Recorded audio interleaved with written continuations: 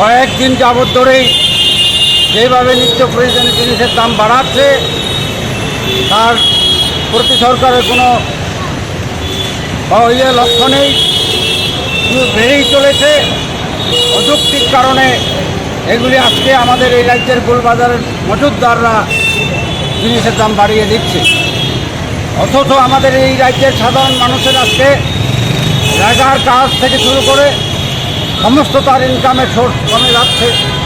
তার ফলে আমরা আজকে এই আগরতলায় আজকে এই দ্রব্যমূল্য বৃদ্ধির বিরুদ্ধে এবং সরকারের অন্যান্য অগণতান্ত্রিক কাজের বিরুদ্ধে প্রতিবাদে আমরা আজকে এই বিক্ষোভ সভার আয়োজন করেছি।